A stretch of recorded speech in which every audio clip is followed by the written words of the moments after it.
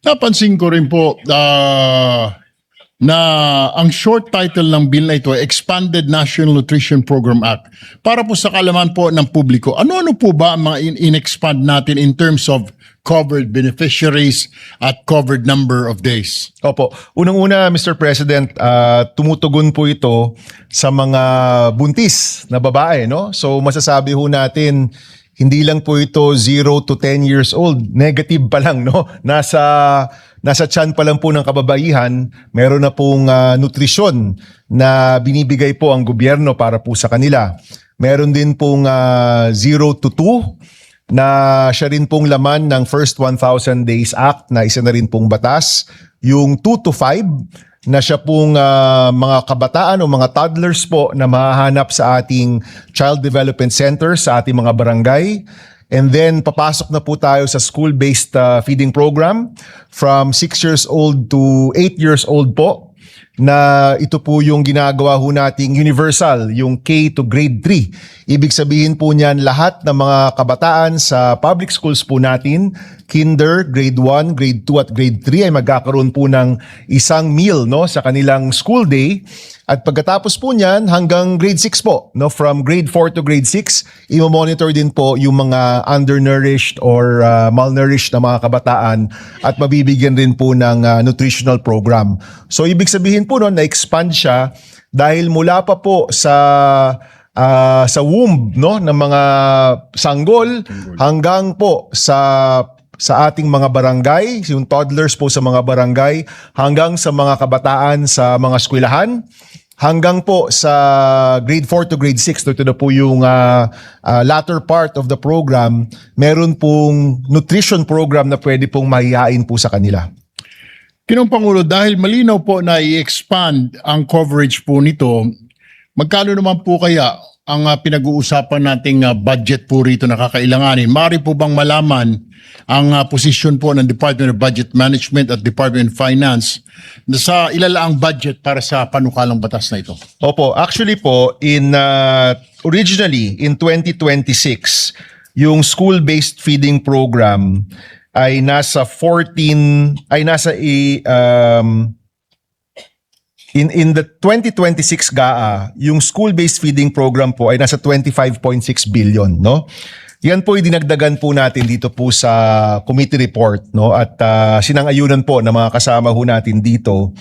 So ito po ay ginawa pong universal po dito ang kinder at grade 1. Dito po sa ating batas, nais po nating i-expand pa ito to include up to grade 3. So definitely po, ang kakailanganin po natin ay mas malaki sa 25.6 billion. Sa aming pong computation, aabot po ito ng 30 to 35 billion pesos. No? Now, pagdating naman po sa supplementary feeding program, meron pong 9.6 billion sa 2026 GAA at dito naman po may dagdag rin po ang Senado ng 4.56 billion. So we're hoping na itong 9.6 billion ay madagdagan po ng konti.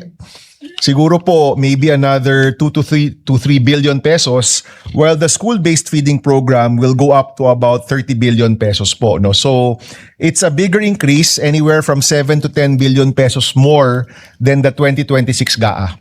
Ang increase po ay dahil sa in-expand na po natin. Tama po ba yun? Specifically po, yung supplementary feeding program ng ating LGU, no? Yan po kasi nagbibigay po ng pagkain sa mga CDC.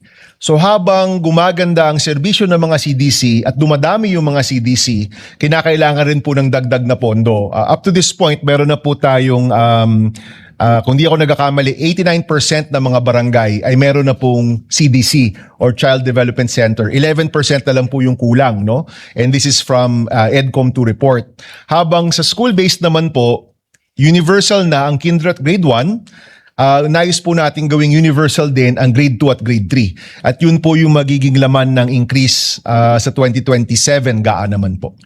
Kinong Pangulo, sa mga pages 8 at saka 9, section 4 ng National Nutrition Program sa committee report, mapapansin po ng LGU ay binigyan ng obligasyon na mag-implement ng parental care at mag-integrate ng child health and nutrition programs sa kanilang local nutrition plans. Ang tanong po natin, ano po ba o may mga safeguards po ba para masiguro natin na isasagawa talaga ng LGU ang kanilang obligasyon? Opo, yung prenatal care po at yung pagtatayo po ng CDC, kasama po ito sa batas na ito at sa mga nakaraang batas din, minomonitor po ito ng DILG.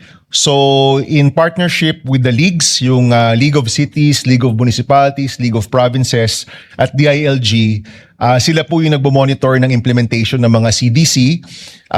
During the EDCOM hearings, sila po yung nagbibigay ng reporting po doon.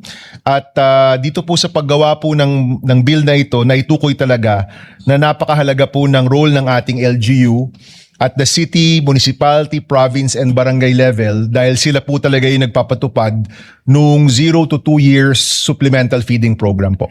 With that po, maaari na ba nating isama, Ginoong Pangulo, ang criteria na ito sa pagkakaloob ng Seal of Good Local Governance sa ilalim po ng Republic Act 11292? Sa pagkakaalam ko po, meron naman po atang, meron po doon tungkol sa feeding program. Pero kung kinakailangan, pwede ho nating siyang idagdag dito po sa ating bill. Ginoong Pangulo, sa page 27 naman po, section 12-A, on the procurement from local farmers and fisher folks. Maganda po na isama natin ito bilang suporta sa ating mga magsasaka at mangisda. Sa line 15 ng page 27, nabanggit po na within 15 working days mula sa complete delivery at submission ng required billing and supporting documents, dapat mabayaran ng ating mga local farmers. Tanong po natin, maaari ba naming malaman kung bakit 15 days, Ginoong Pangulo?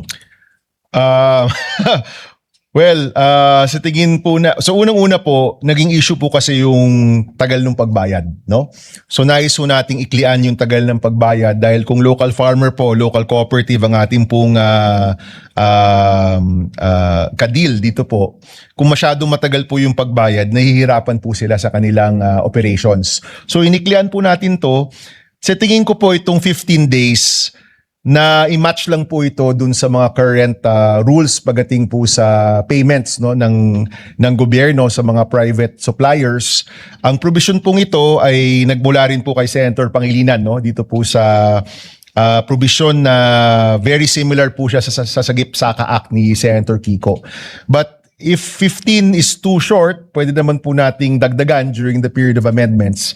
Pero sa aking pagkakaalam, ito pong 15 ay ginawa para mabayaran kaagad yung ating mga kooperatiba at mga magsasaka po natin. Ako, Ginoong Pangulo, sang-ayon po ako. Actually, para sa akin, Ginoong sponsor, medyo mahaba na nga po ang 15 days. Medyo matagal na po itong 2 weeks. Nababayaran po yung ating mga fishermen at ating mga magsasaka dahil siyempre alam naman ho natin yung perang hawak nila ay laging umiikot po yan. Opo. Wala na pa po mga savings yan. But anyway, sa line 10 po ng pahinang 27 nakasaad na subject to local availability. Hindi bababa sa 50% ng agricultural at fishery products ang bibilhin mula sa mga local sources. Ngunit alam nating may mga pagkakataong nakasentro lang sa ilang uri ng gulay, prutas o iba pang produkto ang ani ng ating mga magsasaka. Paano po natin masisiguro, Ginoong sponsor, na magiging sapat sa iba't iba ang pagkain ihahain sa ating mga beneficiaries? Opo, well, kaya naman po may national, nandyan po yung National Nutrition Council kung saan sinisigurado na ang mga hinahain po nating pagkain ay pasok sa nutritional value ng mga kabataan. In reality, pagdating po sa mga syudad, mas madali po talaga para sa kanila yung mga nutritious food product gaya po ng Nutriban, no?